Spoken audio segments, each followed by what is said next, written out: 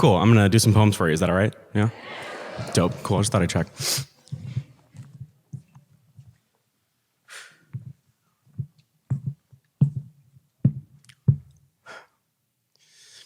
The first time I saw her, everything in my head went quiet.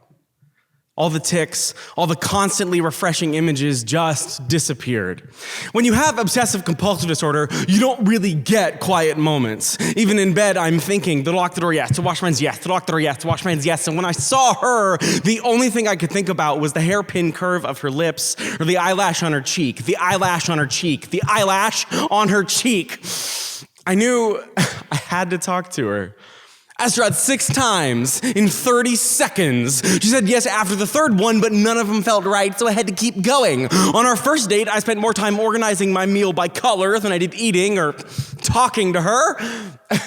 But she loved it. She loved that I had to kiss her goodbye 16 times or 24 times if it was Wednesday. She loved that it took us forever to walk home because there are lots of cracks on our sidewalk. When we moved in together, she said she felt safe, like no one would ever rob us because I definitely locked the door 18 times. I'd always watch her mouth when she talked, when she talked, when she talked, when she talked, when she talked. When she said she loved me, her mouth would curl up at the edges. At night, she'd lay in bed and watch me turn all the lights off and on and off and on and off and on and off and on and off and on and off and on and off. She'd close her eyes and imagine that days and nights were just passing in front of her. Some mornings, I'd start kissing her goodbye, but she'd just leave because I was making her late for work. When I stopped at a crack in the sidewalk, she kept walking. When she said she loved me, her mouth was a straight line. She told me I was taking up too much of her time. Last week, she started sleeping at her mother's place. She told me she shouldn't have let me get so attached to her. This whole thing was a mistake, but how can it be a mistake that I don't have to wash my hands after I touch her? Love is not a mistake. It's killing me that she can run away from this, and I just can't. I can't go out and find someone new because I always think of her. Usually, when I obsess over things, I see germs sneaking into my skin. I see myself crushed by an endless succession of cars, and she was the first beautiful thing I ever got stuck on. I want to wake up every morning thinking about the way she holds her steering wheel, how she turns shower knobs like she's opening a safe, how she blows out candles, blows out candles, blows out candles, blows out candles, blows out candles, blows out candles, blows out candles, blows out... Now, I just think about who else is kissing her. I can't breathe because he only kisses her once. He doesn't care if it's perfect. I want her back so bad. I leave the door unlocked. I leave the lights on. Thanks, y'all.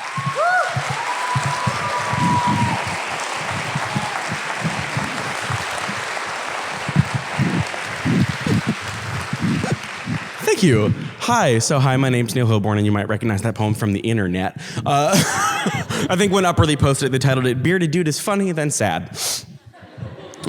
Which incidentally is also the title of my autobiography, so.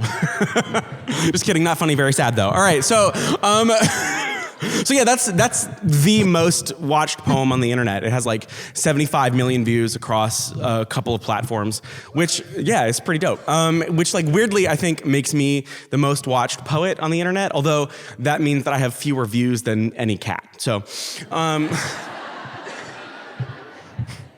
just trying to keep perspective. So in the video, a video of that poem first went viral in 2013. And in the video, I'm at a poetry festival in Madison, Wisconsin, and I think it's gonna be the last time I ever perform that poem, right? I'd written it in 2010, and for years I had been touring with it and competing with it and practicing it and just performing it over and over and over. And I think, all right, it's it. But I get to this part of the festival, and I didn't know what poems to do. So I went and talked to Sam Cooke, the executive director of Button Poetry, and I was like, hey dude, like I don't know what I'm doing with my life. And he was like, just go do OCD, right? I don't have a good video of it, just go do it. And I'm like, cool, last time. So I get up there and I just like rip into it, right? I give it everything I've got because I'm like, I'm never doing this poem again.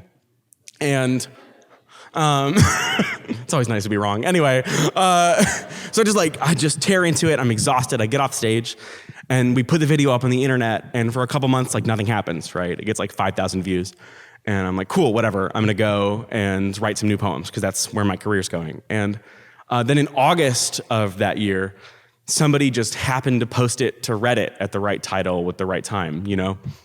And then it hit the front page, and news outlets saw it, and I was featured on like NPR and the BBC, and just like, and the video got like 4 million views in a day, and it was very overwhelming. But anyway, so because of that exposure, I got all these offers from like booking agents and publishers and promoters. And so suddenly I like had a career, right? For the last like 4 years, I've just been doing this. I just tour around the country, and I have feelings loudly at strangers. And I like sell books, and it's like my whole job. And so to get here, I definitely got really lucky, right? I couldn't control that. I don't know who posted it. I don't know what happened. But to say I just got lucky, I think ignores the 5 years of work that and the thousands of hours of practice that went into that poem, right? Like to be a professional artist, you have to have luck on your side.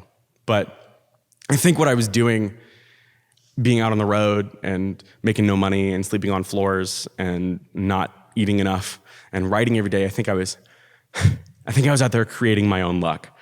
So I got one more poem, and there's a little story that goes before it. So I was diagnosed with OCD when I was 11. And when I was about 22, I started having these really intense mood swings, and I really had no clue what was going on. So when I talked to my old psychiatrist, and she was like, "Yeah, dude." She said, "Yeah, dude, I love her." She was like, "Yeah, dude, like you have bipolar disorder. Like your dad's got it, your brother's got it, you're bipolar." And I was like, "Oh no." Well, because like the only narrative I had for bipolar disorder is the sort of crazy artist archetype, right? Somebody who's way, way up and they're super productive, and then they're way down and they kill themselves. So I was really sure I was going to be dead in 6 months, and that didn't happen. Like there's so many ways to be neuroatypical. Like when I'm way up or way down, I often hallucinate. Most of the time it's pretty cool, actually. It's like pretty excellent. Don't do drugs? Anyway, sorry. Most times it's pretty great. Some days it's really the worst. Like some mornings I wake up and like all the walls are covered in spiders, and the sun's outside my window and it's screaming at me, and there are like bird skeletons crawling in under my door, and they want to kill me. And after I was diagnosed, there were years where like I'd have days on end where I'd be freaking out so bad I couldn't get out of bed or like go to work or write a poem. And I spent that whole time just beating myself up. It's like you don't care about your friends or your family or your art, you're worthless. And the first day that I decided that I was gonna forgive myself for all this stuff I couldn't control, and that I was gonna love myself no matter what was going on in my head, like, it didn't get better, because nothing's magically gonna make your brain better, but it got so much easier to be who I was every day. It took so much less energy to just exist. So that's kind of what this last poem's about. It's also full of dumb jokes because I'm me and I can't help myself. But seriously, if you get anything from this poem and this set and this whole day and like my life in the world, please, I just want you to forgive yourself and love yourself. This is my last poem. It's called The Future.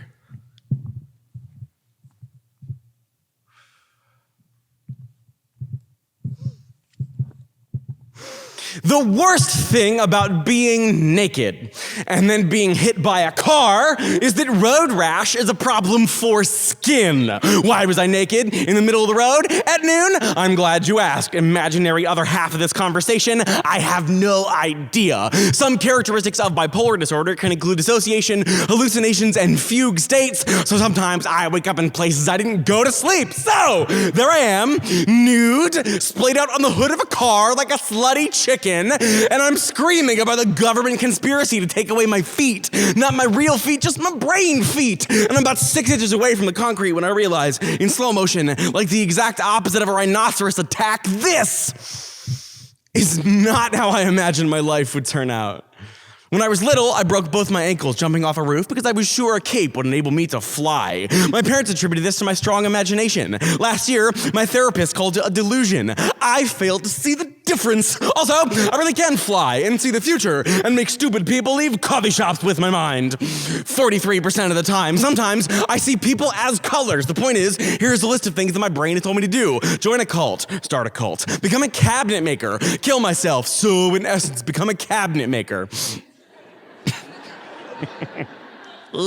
break into and then paint other people's houses, have sex with literally everyone who reminds me of my mother, fight animals that are much fightier than me, like bears. So, in essence, kill myself. I think a lot about killing myself, not like a point on a map, but rather like a glowing exit sign at a show that's never been quite bad enough to make me want to leave. See, when I'm up, I don't kill myself because, oh my God, there is so much left to do. And when I'm down, I don't kill myself because then the sadness would be over. And the sadness is my old paint under the new. The sadness is the house fire or the broken shoulder. I'd still be me without it, but I'd be so boring. They keep telling me seeing things that aren't technically there is called disturbed cognitive functioning. I call it having a superpower. Once I pulled over on the freeway and jumped out of my old red Jeep because I saw it burst into flames 20 seconds before it actually burst into flames. I knew my girlfriend and I would be together because she turned bright pink the first time she saw me. I know tomorrow's gonna come because I've seen it. Sunrise is going to come. All you have to do is wake up. The future has been at war, but it's coming home so soon. The future is the map and the treasure. The future looks like a child in a cape. The future is just like gravity. Everyone is slowly drifting toward everyone else. We will all be part of each other one day. The future is a blue sky and a full tank of gas. I saw the future. I did. And in it, I was alive. Thanks so much. Y'all are wonderful. My name's Neil Hilborn. Thank you.